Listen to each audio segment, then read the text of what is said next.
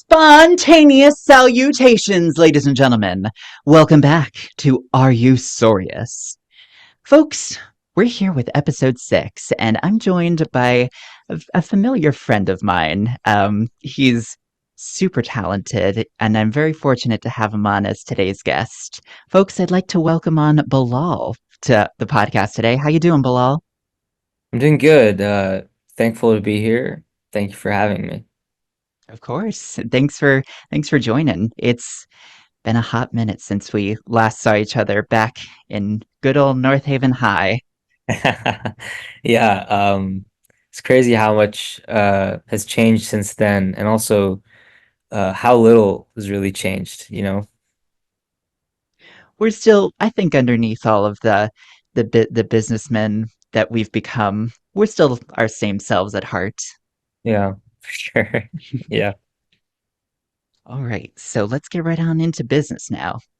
So first order business that I want to talk to you about, Bilal, is for as long as I've known you, which I believe I've met you primarily in high school back in choir class. I think it was, Because wasn't it middle school? Weren't we in like the select choir together, or am I mistaken? Were we in some kind were of we? chorus class in middle school? Were we? I don't know. It's Oh been my so long. gosh. It has been so long. I, Yeah. it feels everything pre-pandemic feels like it was an eternity ago. So it Yeah. kind At of least blends 10 together years. At least 10 years. at least.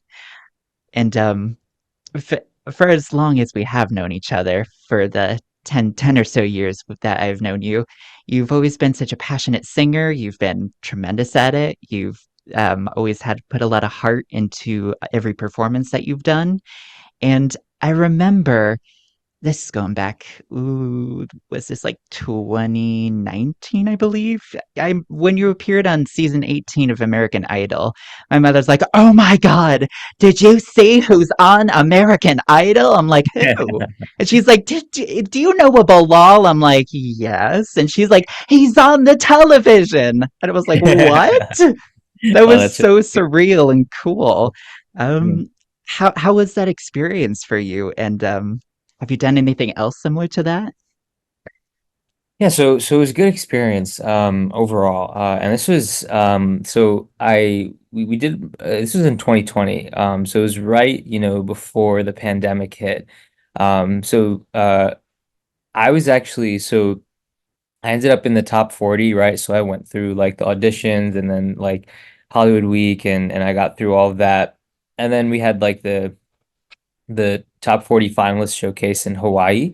And that was, and then, so those top 40, and then they were cutting right to the top 20 after that, which was like the live rounds, the voting rounds, right? So I made it right before the live rounds. And funny enough, um, the moment that I was cut, was also as soon as the pandemic hit. And then the entire season went virtual. And it was then one of the lowest rated seasons, after that, just because it was really new thing, like everyone singing from home, like finding little spots. So super interesting. So on the one hand, it's always difficult facing any kind of loss or rejection.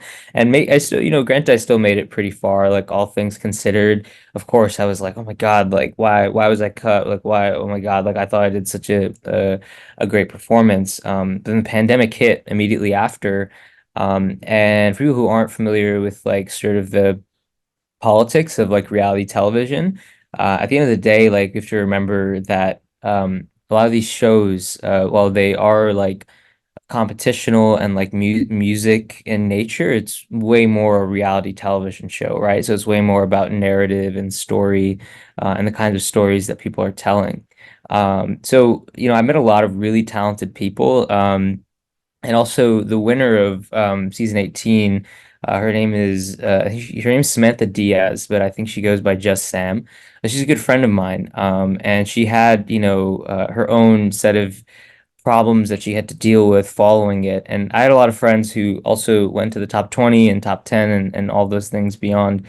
And it really is like a American Idol and The Voice and America's Got Talent and all these I think there's a few more like The Four, or there's a few more these like sort of reality singing shows that are coming out, but a lot of them are remember like about story.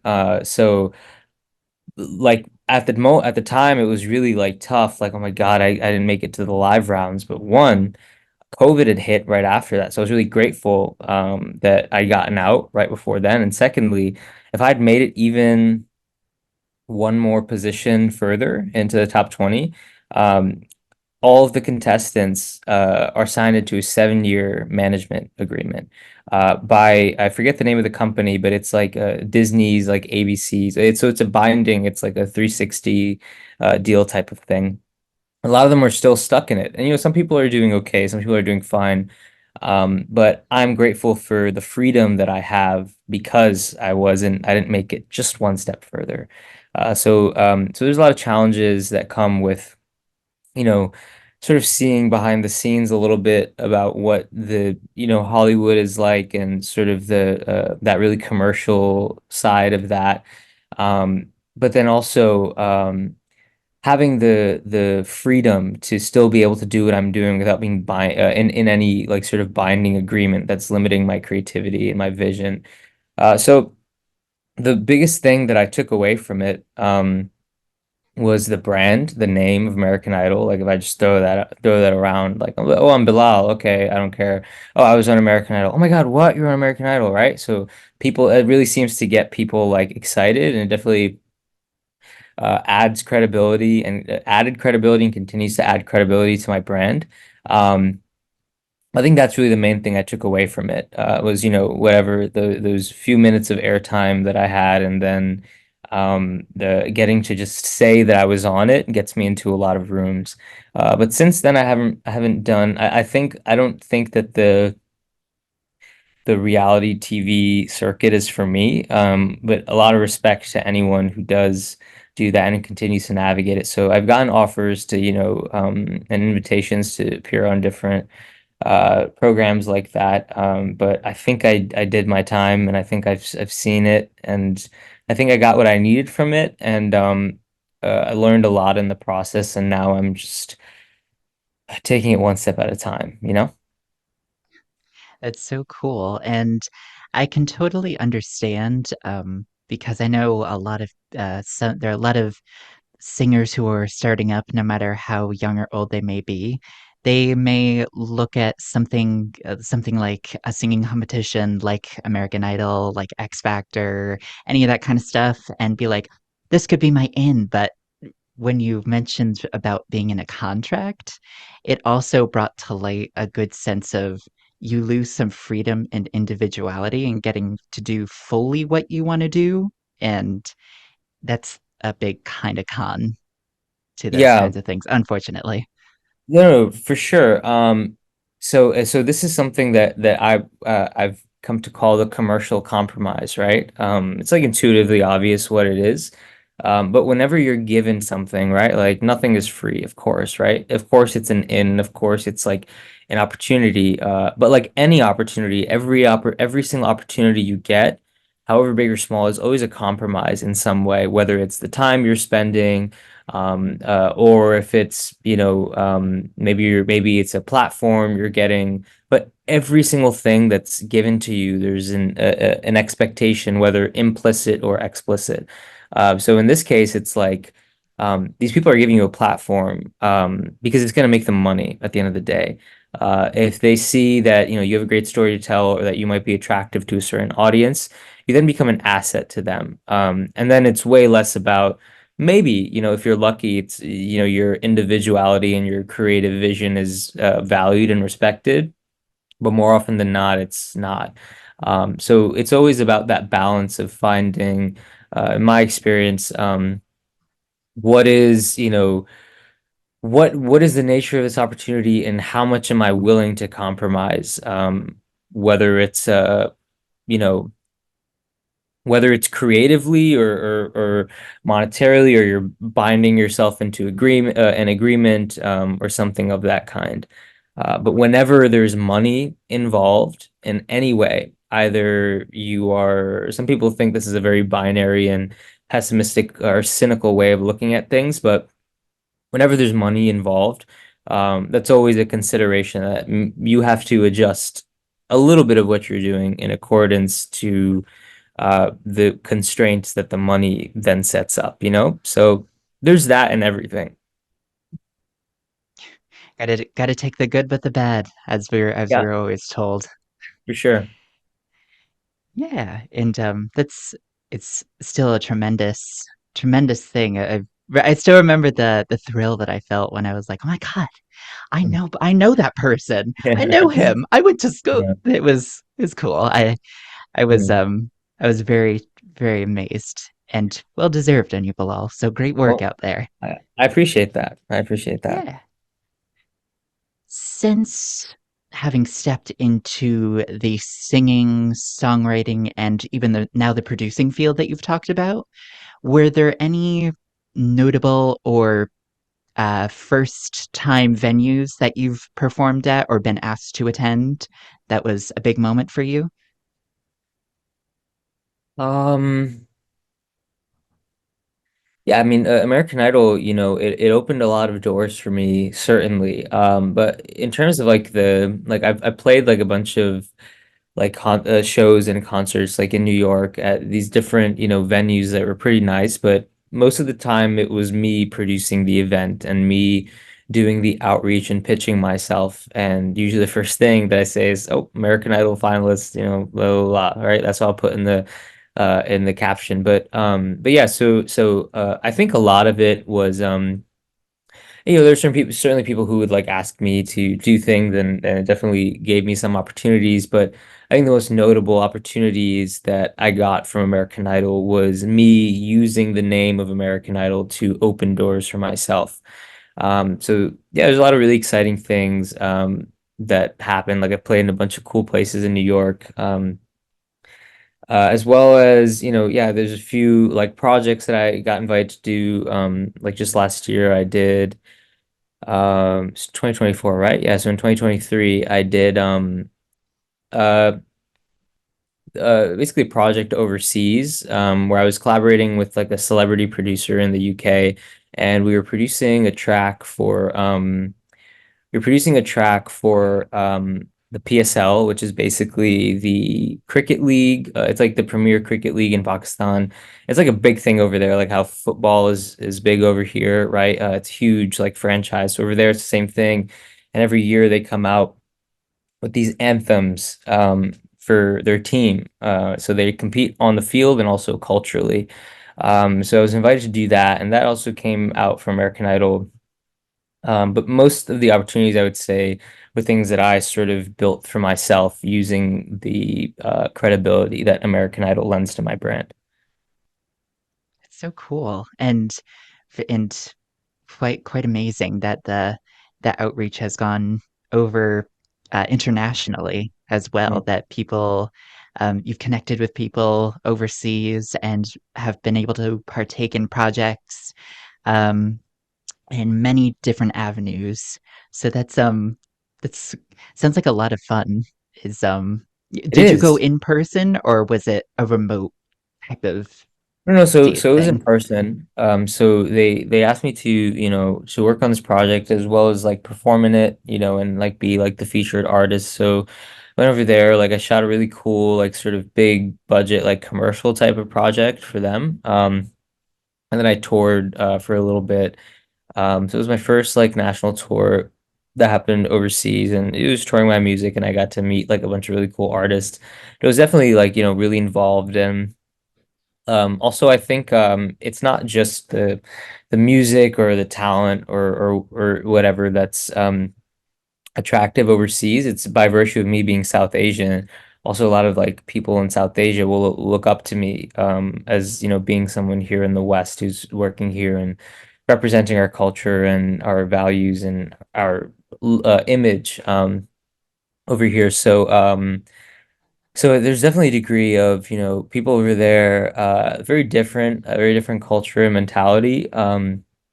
But I think they look to me as being sort of like representative for, Pakistan and India and South Asia on the global scale.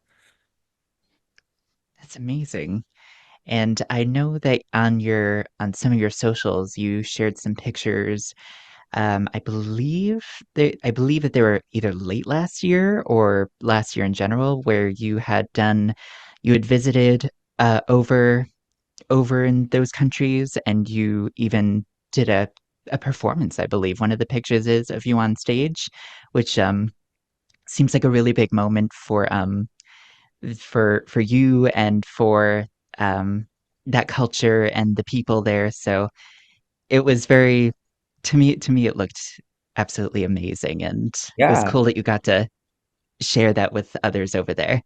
Yeah, it was really cool. It was a really awesome opportunity. I got to play in front of some pretty big crowds, which was awesome. Um, you know, then again, it's like it's one of those things where it's a privilege, like I was invited to like do something like all those people like just sort of knew me because of this thing that was happening. But you can sort of see this mechanism playing out over here in the US as well, where a lot of things are like, gate kept, and there's really big opportunities are available for everyone, but really you have to be invited to be seen by this audience. And us as like independent creators, like we try to build our audience on our own. But there's also like a sort of mainstream culture where you have to be invited in. And yeah, your product can be good, but that's like expected, right? Because all of our products are good. We all make good stuff.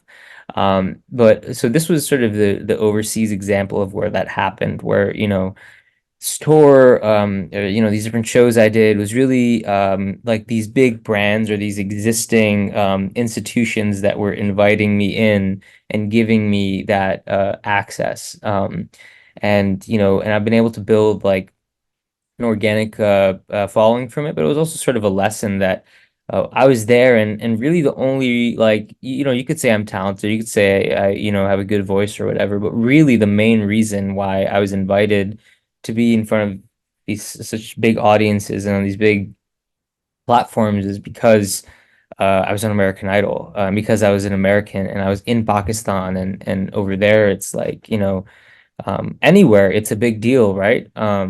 But the sort of value and respect that they gave me was a little different than what I get over here, just because I'm Pakistani, right? So they see it as a bigger thing, which is why I was invited to do these things. But yeah, so it was definitely a cool opportunity, really great to share it um, with my home country. Um, but yeah, I think it was definitely a learning point for me because it's also really easy for someone to be boxed in. And I certainly don't see myself as like an artist who is trying to build an audience overseas, right?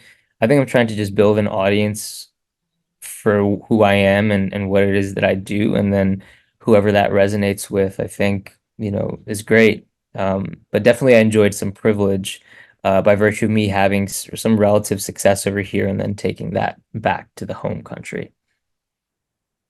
It's wonderful. It's really wonderful. And do you think in the future that you'll well, you said that you were invited over to do those things, but would that be something that you would hope to do again in the future?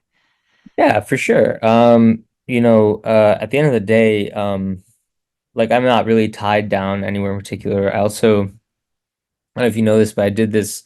My first series regular was a TV show in Brazil. And this was I also did in 2020 around the same time I was on American Idol. I'd never been to Brazil before. I never knew nothing about. I didn't know anything about Brazil.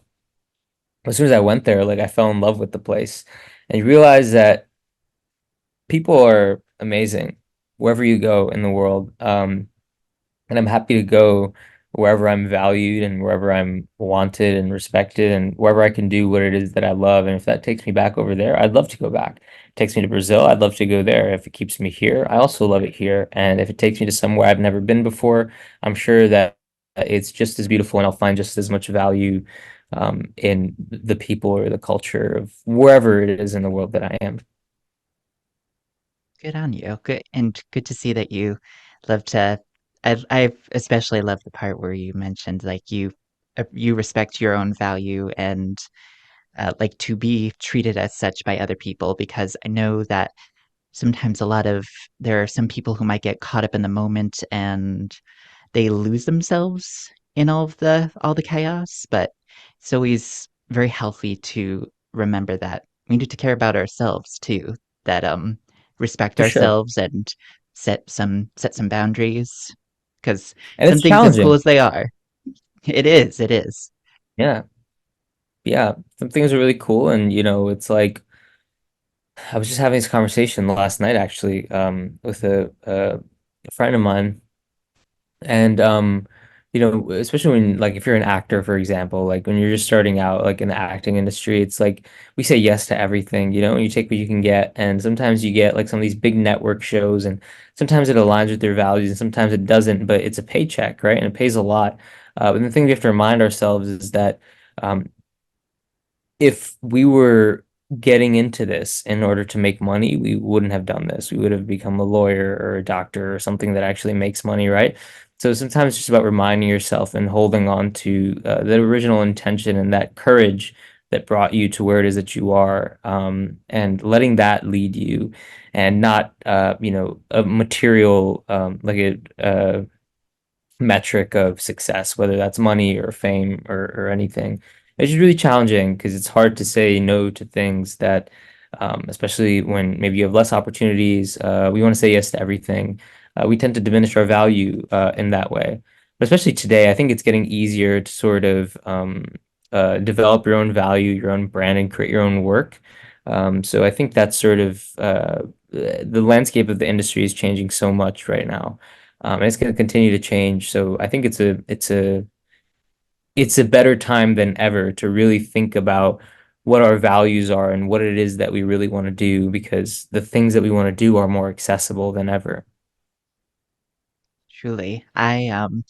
Me personally, I remember for the longest time growing up, always wanting to um, do a lot of acting, whether it be on a live stage, on in film, on television, and especially voice acting, something that I've taken to pursue now, but only because I used to think that it was being able to do so, you would have to travel all around and be in a big fancy studio in order to ever have that kind of opportunity.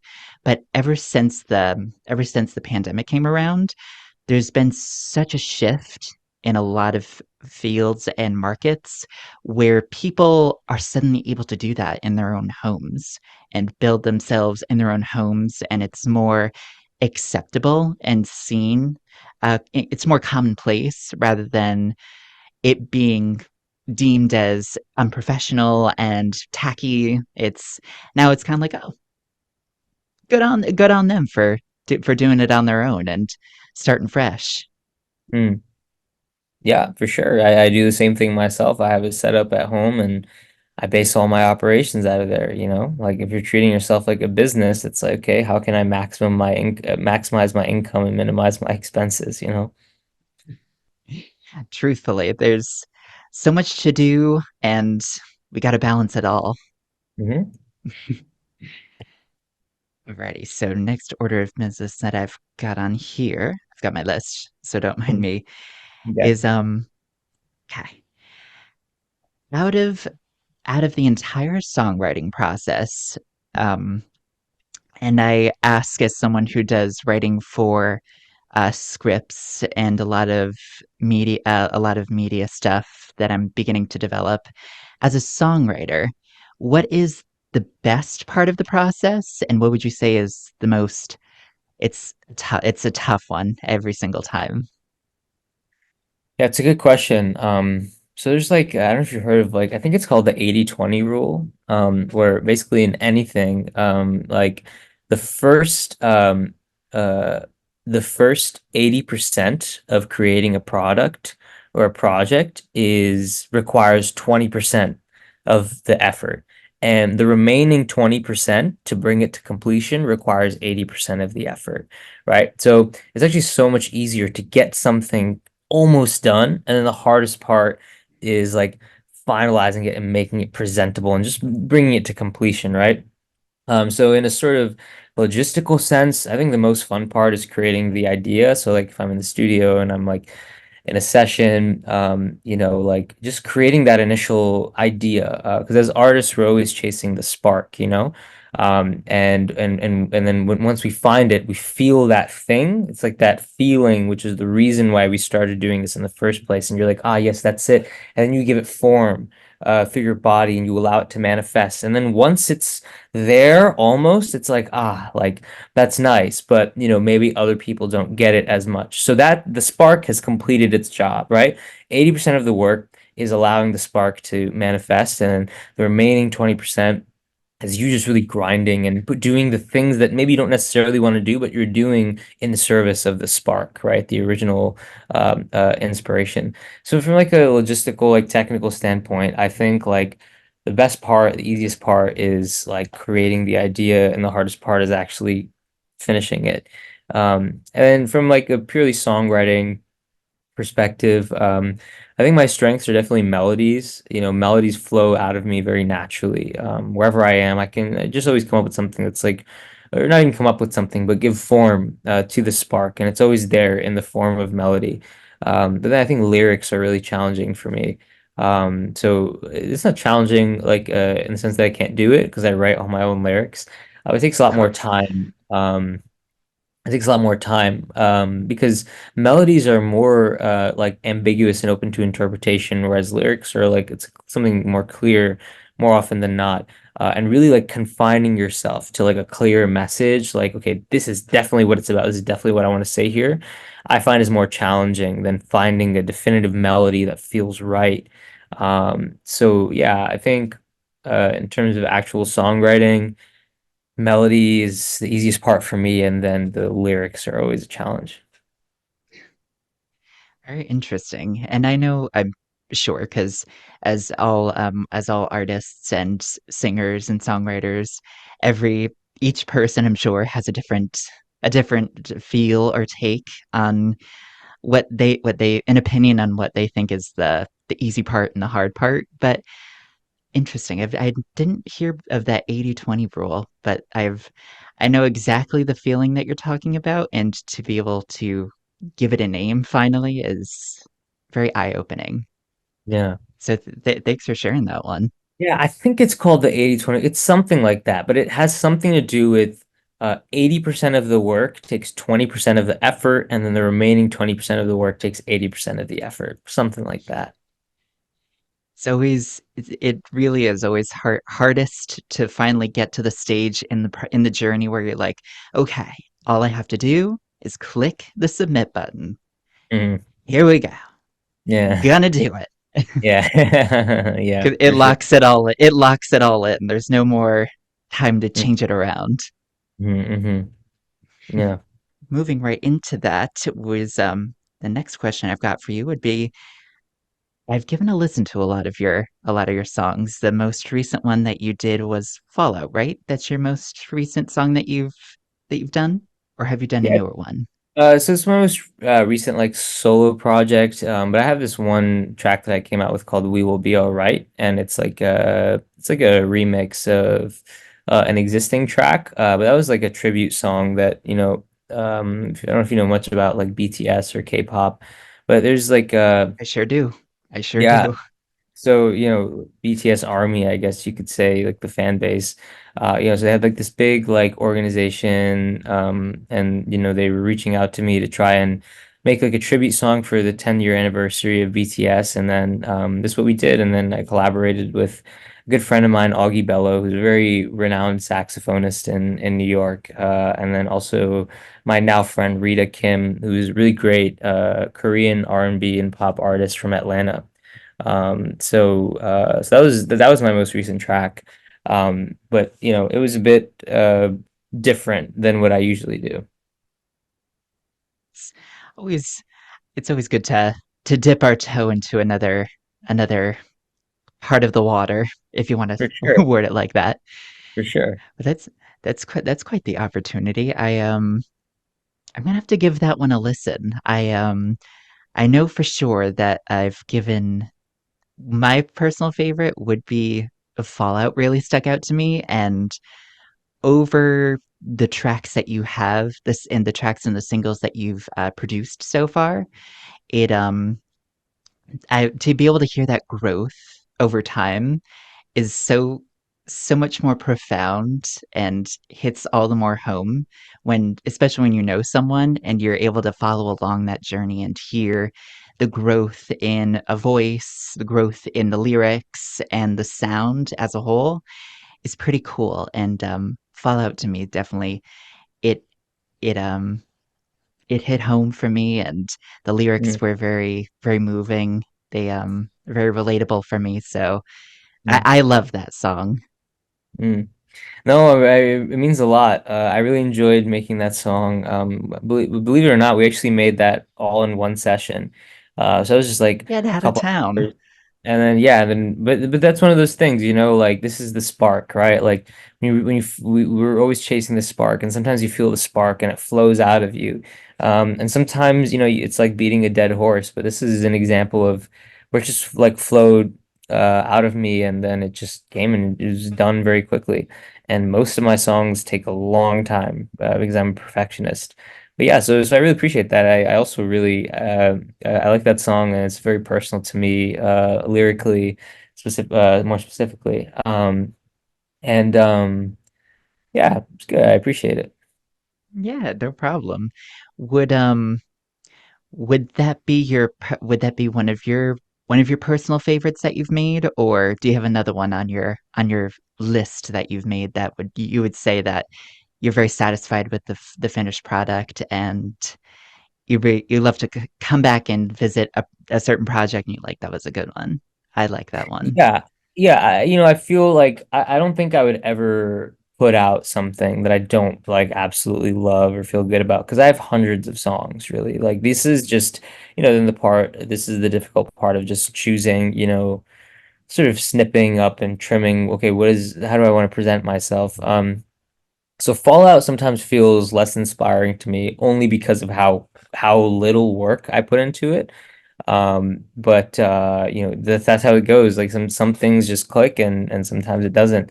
I really like We Will Be All Right. I don't know if you've listened to it yet, but I think that's a good one.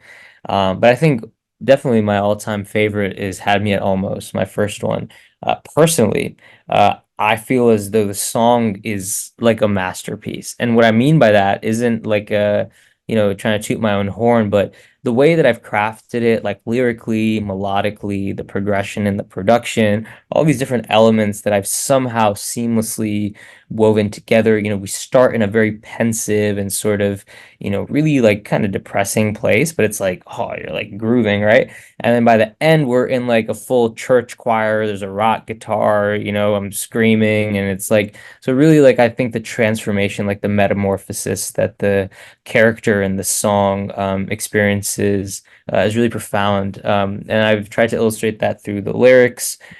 Through the melody and through the chord progression and the production and all those things. So I think as an overall piece, I feel the most proud of that one. It's that's awesome. I'm gonna have to revisit that one for sure. But I love the word that you used of metamorphosis Mm. because that perfectly captures the feeling I'm sure you, especially as the singer and the songwriter, feels to be able to go through that entire movement of a because singing is like doing is a storytelling more or less just putting words to rhythm and Yeah. it must be very powerful and a very good powerful feeling to feel it as you're going through the song to be like the release of these Mm. emotions and triumph and For sure. For sure. as a listener it's one thing but as the singer it's got to be another thing.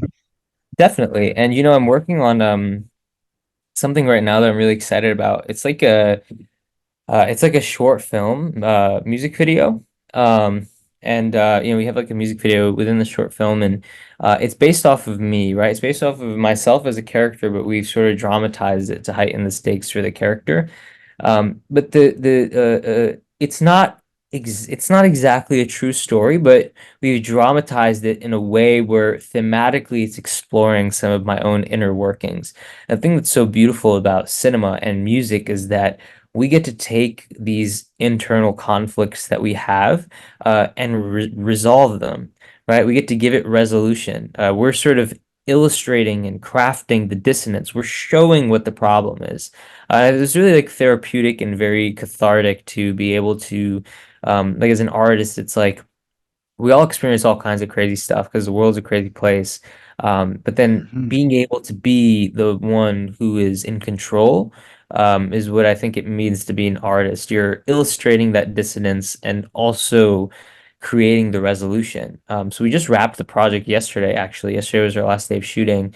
And by the end of it, Bravo. Bravo. thank you. Yeah, I just wait to Congrats. see it. No, I appreciate that. I'm excited for you to see it. By the end of it, um, and even throughout the process, we were writing the script and we were working on everything. Um, it was just, it was so emotional because it's like a music video, like it's really personal to me. But then I'm the one who gets to resolve it, and it's almost like my subconscious is speaking to me and telling me exactly how to resolve these conflicts, and the answers are right there.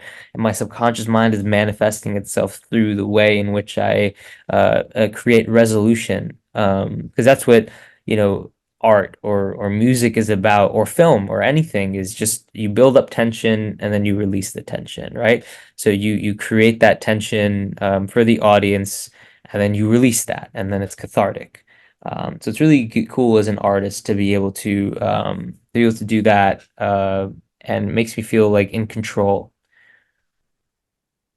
It's being the life of an artist. I say it all the time to a lot of my friends. It's this feeling of being able to be an artist is such a fun and very passion-driven field of study, field of work, because we're all able to do what we want to do. What we make comes from the heart, and since it's ourselves, we're the only person who could capture what we feel better than anybody else.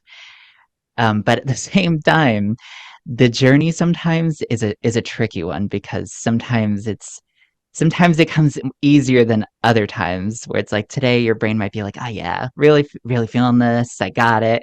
And other times like, how do I do that again? Mm, You're speaking gibberish to me, friend. mm. Yeah, this is definitely challenging. Everything is challenging for different reasons. I think this is the only thing that's really worth doing in the grand scheme of things.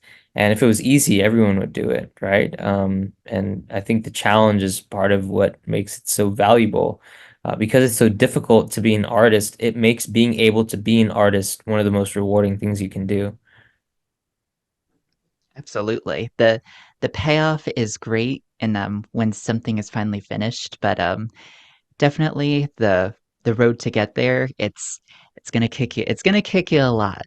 Um it's not gonna be an easy, as you said, it's not gonna be an easy one to get through because um the best stuff, the most rewarding and satisfying moments comes when you put in all the time, the effort, the care, the passion, and make it as good as it possibly can be. Will it be perfect? Not all the time, because we're all imperfect people, but there's it's getting to the finish line is feels so much more rewarding when we've worked and put a lot of heart into it. For sure, absolutely. And you can even see like the music or the art or the whatever it is that we create as a metaphor for the experience of actually being an artist, right? It's like tension, resolution, and the tension is what makes the resolution more satisfying. Therefore, the greater the tension is, the greater the resolution, right? So being an artist is like a challenging and a tricky field for a lot of reasons, but it just makes it so much more worth it. Heck yeah.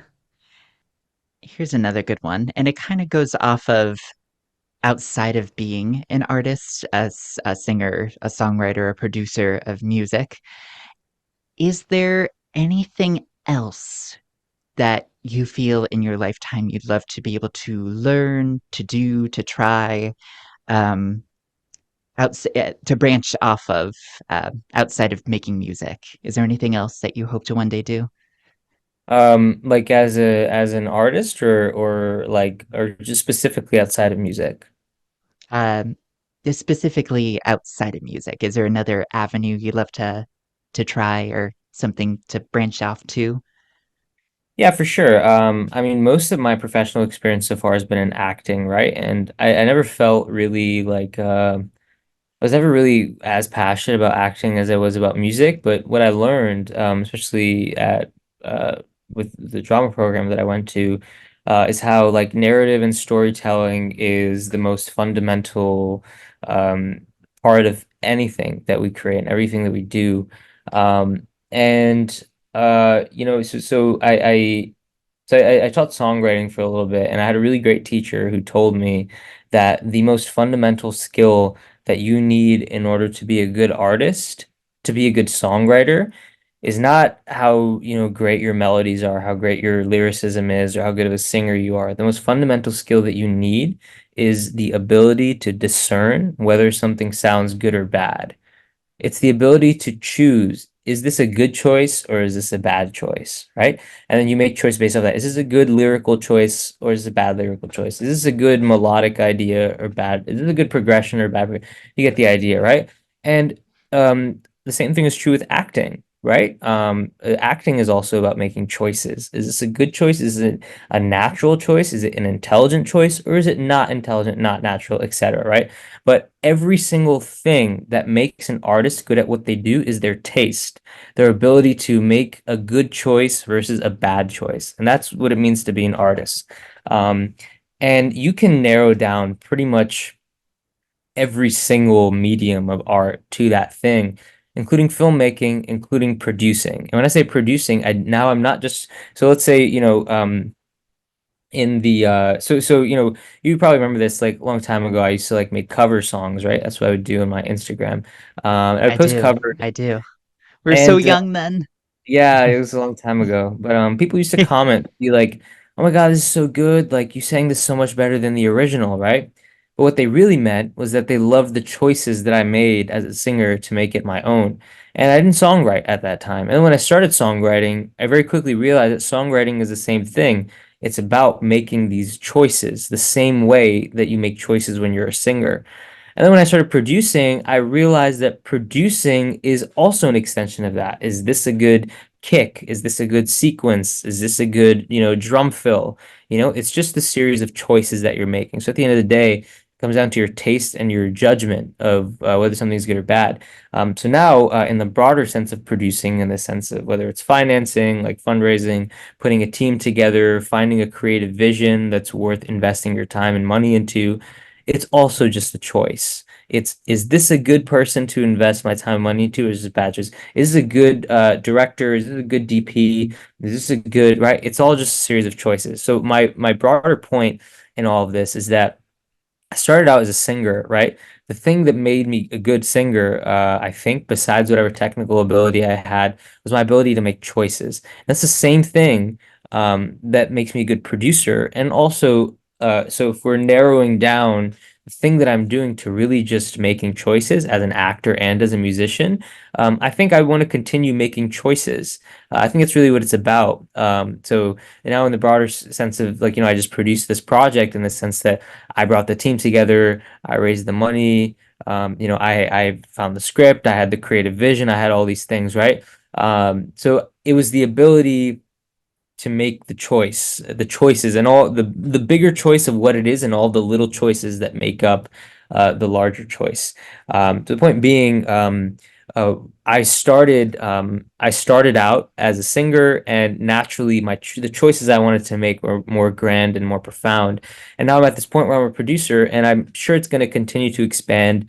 And it's not just limited to music, and it's not just limited to acting. I just want to be able to make I want to be able to choose. And wherever that takes me, you know, whether that's, you know, let's say one day I'm super wealthy and I have a lot of money, right? And I could choose, oh, I want to live here, I want to live here. Oh, I want to, you know, um, have this car or that car. This is a very superficial example, but oh, Mhm. I want to open an art gallery, for example. What kind of artist do I want here? Ooh, I really like this artist. My taste is telling me this is a good choice. So you sort of see what I'm getting at, like. I think like right by now I'm way outside of the scope of music, right? Like started with singing, songwriting, producing, to then, producing larger scale projects, and also as an actor now, starting from making choices, what I'm choosing to do as an actor within the constraints of the scene, the text, the setting, whatever, and now it's writing scripts and, oh, is this a good choice for this actor to for this character to make, or the character not make that choice? And then you think about a producer, someone who's bringing in money. Is this a good script that's worth investing in? Is that a good actor that's worth hiring, right? So I think anything that I do, regardless, I think it's in the nature of an artist to want to be free, to have the freedom to choose. So I think in a really broad sense, I just want to be in control, and I just want the ability to be able to choose what it is that I do and pull things together based off of my own taste and judgment. It's excellent.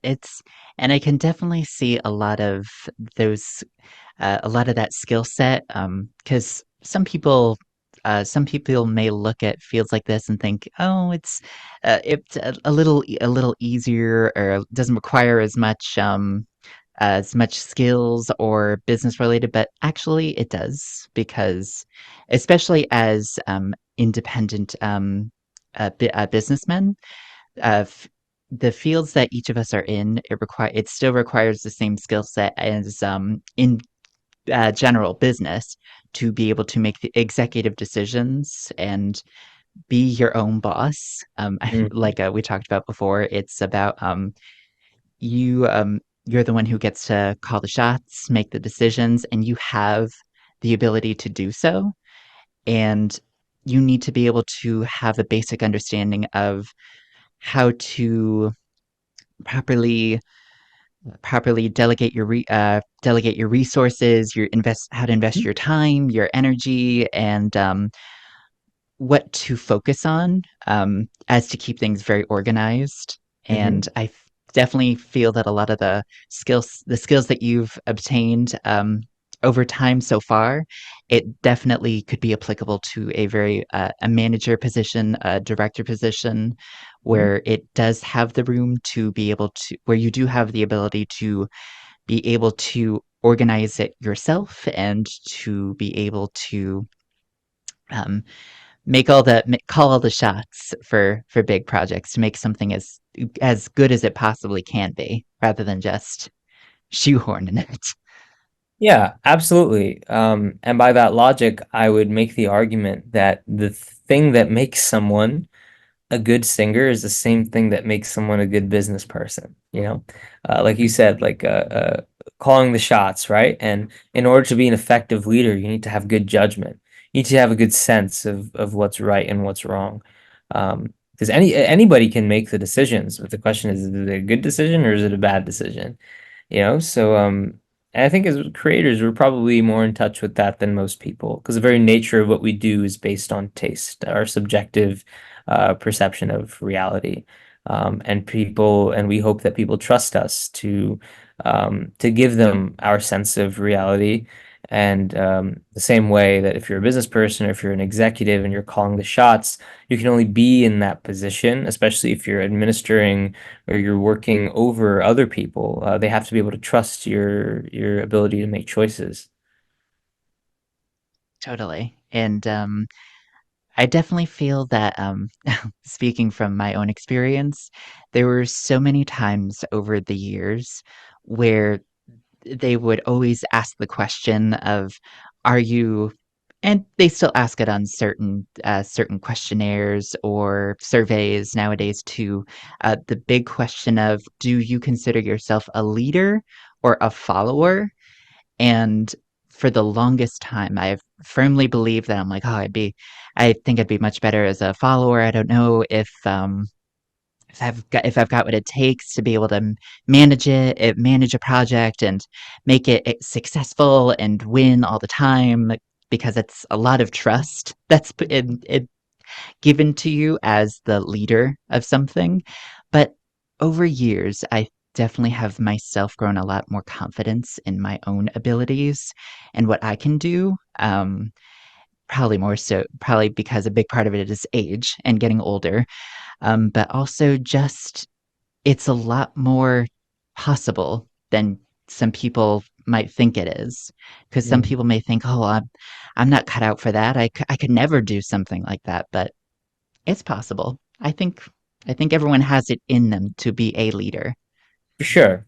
And part of being a good leader is also knowing when to be a follower, right? Just because just being a good leader doesn't mean that you're in charge all the time. It means that you understand your role and your position, and you can step up when it's necessary and when it's warranted, but you also know when to step back and let someone else take the lead. And that doesn't mean you're not a leader. I think that makes the best leaders actually are the ones who, can make that decision. But of course, the first step is having the confidence because then there's also people um, uh, who are leaders, but they aren't great leaders because they don't know when to not lead, or there's some kind of insecurity that is rooted in this desire for leadership. Whereas leadership should be about service, right? And serving others. And part of that also means knowing when someone else is better suited to serve the interests of whatever it is that you're doing, you know? Totally, and it doesn't take away from the fact that you're a good leader, as you prefaced before. But I know that some listeners may be still a little on the fence about that. So it's good to it's being a leader is actually a lot more cooperative than it Mm, is independent, for sure. especially when you're working with others. Just because you are a leader, it doesn't mean that you have to do everything on your own. As a matter of fact, that I've had experiences where doing just that can actually harm you, especially in Mm, a creative field. mm, Um, that it's okay to work with others and confide in others and ask for opinions. mm. Absolutely. As a good friend of mine once said, life is a multiplayer game, not a single player game. I like that. I like that. Winded down to the last couple bit of questions, and these are some of the big ones. What are some of the biggest challenges that you've personally faced over your journey thus far? What are some of the moments where you felt as though you felt a little hesitant, worried, uncertain, and how can you encourage up and coming independent creators, singers, songwriters, and those who even want to produce? What are some words of encouragement to them as well? Hmm.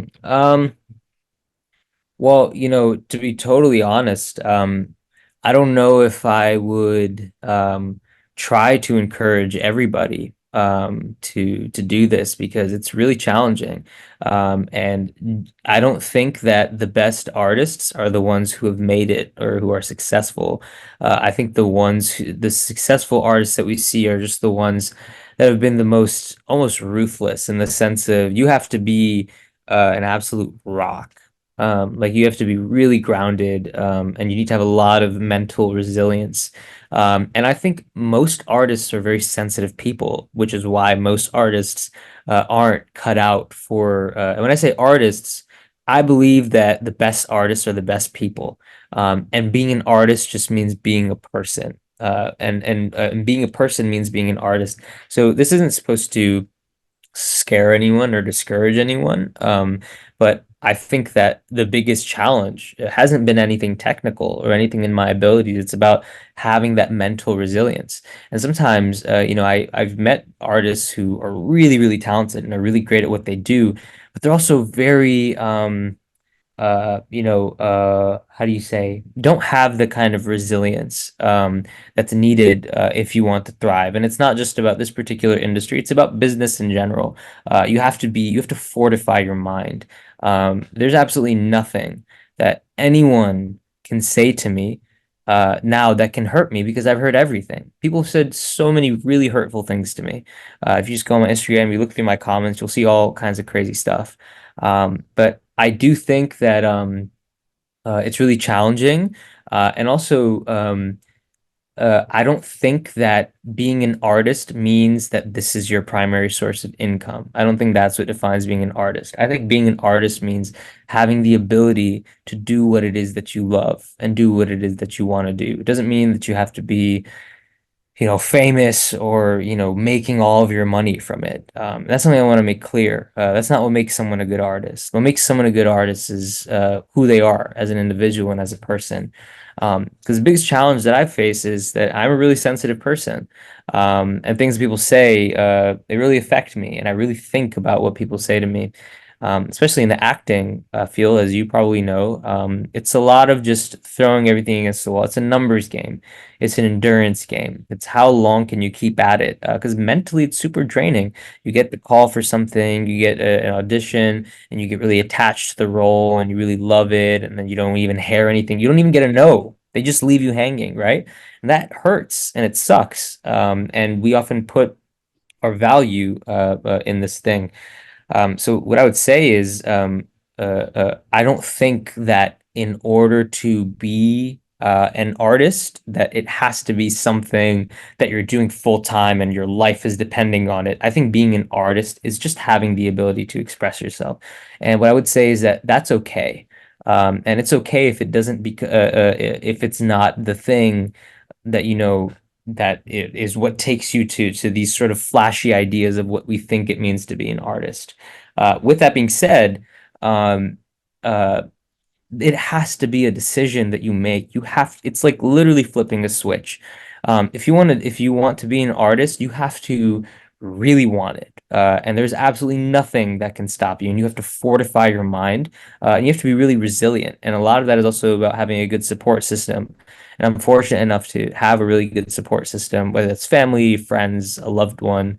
But it's really, really challenging. And it can really wear you down. And especially because the nature of what it means to be a great artist is being deeply sensitive and being a deeply intuitive person. And it's often like really contradictory because people will ask you so often to come in and be sensitive and vulnerable enough to express yourself as an artist, but then having the mental fortitude to handle the constant rejections, constant criticisms, all of those things. So if you have what it takes mentally to deal with all the nonsense that you're going to deal with, which is more often than not just fluff. It doesn't even mean anything. But you need to have that discernment to take what is useful for you and reject what doesn't serve you. So what I would say to artists is one, um, you don't need to make a full-time living from your art in order to be an artist. You just have to do it. And the second thing I would say is if you're really committed to this being the thing that you do, I mean, don't let me be the one to tell you what you can or can't do, because so many people have told me what I can and can't do. Just know that you need to be an absolute demon. You have to be unstoppable. And it's obtainable. You just have to flip that switch in your head and make the decision that there's absolutely nothing on in this world or anywhere that is going to stop me from doing what it is that I'm doing. No one can say anything, do anything, tell me anything that can hurt me. And you have to have good sources of inspiration and validation. um, and yeah, it's like at the end of the day, like all this is just a video game. It's not even real anyways. So also that's a good thing to hear. I was just thinking about that the other day too, so it's funny that Yeah. that comes up. I was like, I'm waiting for the moment where I take off this VR headset and I'm like, Yeah. where am I? Well, Who yeah. am I? What am I Mhm. doing? Mm. Yeah, and it's I can attest to the fact that it's something that I learned recently after having attended a business workshop that I went to is there's a lot of there's a lot of moments where some people, especially in a creative field where you make something yourself and you're sharing it publicly and getting yourself out there, is there's so many people who want everything to be and to look so perfect, and no one should be able to say anything wrong, but in turn that kind of thinking is very destructive, where rather than just doing something, like just going for it, you're setting so much time in your own head and getting your own way. That inner critic, I always like to call it, where you're debating, what should I do? Is this good? Is this not? And instead, just going for it, Hmm. because without hesitation or without worry. And I can say with certainty that after incorporating that into the way that I carry myself and how I promote my business, I feel a lot more I actually feel a lot more confident, because I can tell myself I've gotten something out there and I've done it. It's complete. It may not be perfect, but the most important part is that it's complete, because Mm. and there will be times when people aren't the friendliest of souls online. The internet's never been a friendly place to begin with, and I think it's only heightened over years. But it it happens, but don't let that douse your flame or stop you from doing you, because there is only one of you in this world. So be the best that you can be, and have a hell of fun doing it at the same time. Yeah, absolutely. One of the last questions that I've got on here is what are, to wrap it all up, going forward in the future, what are some dream collaborations and projects that you one day want to be able to do and be like, this is such a bucket list moment. Yes. Mm. Yeah, I don't know. I hear you. In terms of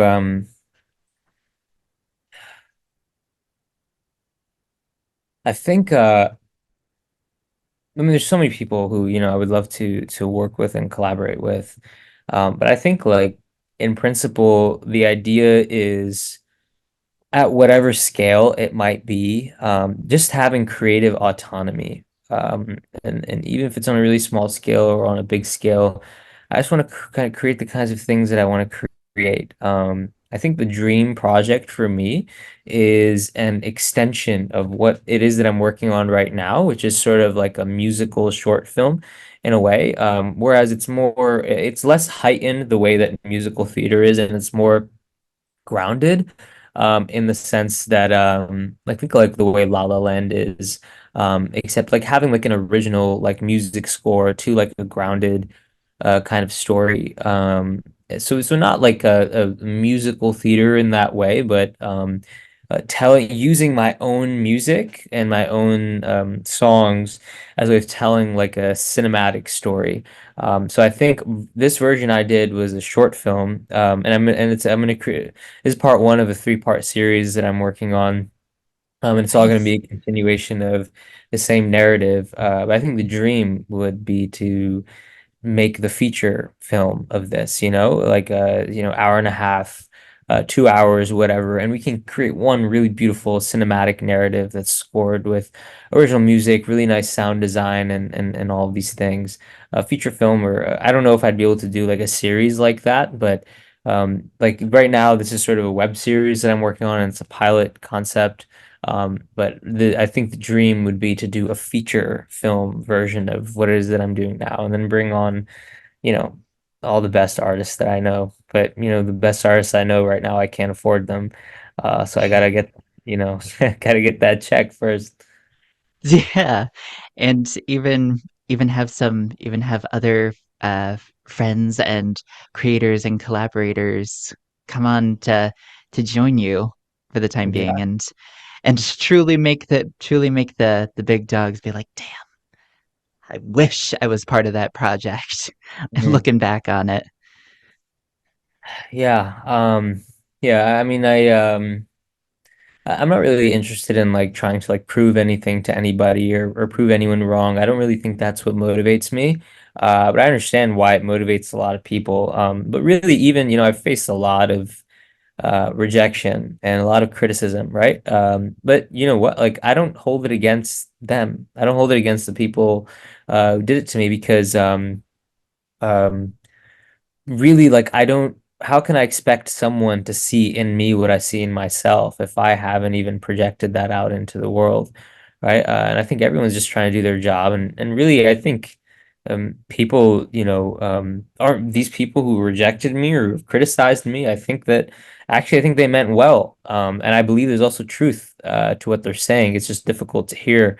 'Cause criticism isn't always a bad thing. So I don't necessarily feel the need to prove anyone wrong, but rather maybe inspire people. Maybe if there's someone who didn't see something in me and then I created it for myself, and if it goes to where, I'm hoping that it will, if that's something that inspires them, that, oh wow, like I didn't see that in this person. What did I miss? Or maybe they did see something, but maybe they were weighing materialistic uh thing as greater than whatever this thing is that brought me to where it is that I am. So maybe it'll inspire them to maybe see beyond that, but without necessarily feeling like, oh, I regret or jealousy or envy or anything like that. Because I don't hold it against people. Because I also criticize people, to be totally honest. Like, someone comes up to me, people ask me for my honest feedback. I'll give it to them, and sometimes it's hurtful.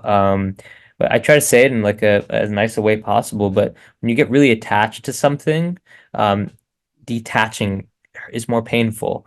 Um, I try to be honest with people. And I think also some people have held it against me if I've said something that maybe discouraged them, or maybe told them something they didn't want to hear. So I think as I'm sort of getting to a different place in my career, I'm able to understand some of these powers that be a little more, that when you're working within confines, sometimes you're really confined, and if we all had unlimited resources, unlimited time, unlimited money, I'm sure we'd be living in a different world, but given the limitations of what we work within, I don't hold it against anyone for not believing in me, because I don't expect them to believe in me as much as I believe in myself. So, just trying to create my own reality, forge my own destiny. And I would encourage all your listeners to do the same thing. I mean, that's what you're doing. That's what I'm doing. And yeah, it's gonna be all right. I like it. I like the optimism. We we push forward to a brighter tomorrow, as I always say. Hmm, absolutely. Alrighty. All right, Bilal. Is the biggest question of all and the biggest finale of all is where in the world can people find you online so they can check out your work and your projects? Yeah, so you can find me at Bilal Avaz if you look me up. So it's BilalAALAVAZ. So you can find most of my work on most social media platforms, YouTube, Instagram, Facebook, Twitter. But to be honest, I'm just getting started now. So anything that you see up there, out in the world, it's just been some training exercises for me. And what I'm about to do now, which you will be able to find by the same name, I think I'm a lot more excited about. And we're hoping by the end of the year we'll have something to show for what we've been working on. But people can find me, anywhere, and if anyone wants to reach out to me or to talk, feel free to shoot me a message. I'll see what I can do. Absolutely. You heard it here, folks. You know your homework. Every single episode I tell you, you have to go and check out our guest. Like, go check out Bilal stuff. Seriously, he's very talented and passionate about his craft, and there's a lot of great stuff to listen to as well, and a film now coming as well. When is the release date for that, and what is it called? So we don't have like a set release date, just because so the name of this project is called Fate. And it's supposed to be it's the visual for my song coming out called Fate. And we just wrapped part one. So we haven't even started post-production or anything. The goal is that I want to have all three of the projects done before I premiere any of them. So I think on a really optimistic timeline, we'd be able to film the remaining two by the end of August. That's a very optimistic timeline. And if that's the case, then we're looking at a late fall release date, a late fall premiere. Very exciting. Well, I'll have to be on the lookout, and viewers at home will have to be on the lookout for future the future process in the production of the film to be on the lookout for when it finally drops because I have a feeling it's going to be some awesome stuff ahead. And I appreciate that. Yeah, I hope it's as inspiring to you as it was for me to make. Heck yeah. With that said, Bilal, this has wrapped for episode 6 of the podcast. Ladies and gentlemen, we've made it. And what a heck of an episode it was. Can we all get like a round of applause, please? Round of applause for Bilal. Thank you so much for being on today and for sharing your journey and what you've learned in the business so far because it's very applicable to a lot of fields and there's a lot of key words that you brought up today that'll be sticking with me. So thank you for sharing all that. Yeah, of course. Thank you for having me. Of course. All right, ladies and gentlemen, this has been Are You Saurious? Episode 6. Until next time, you all take care, and remember as always, stay scaly. Take care now, everyone.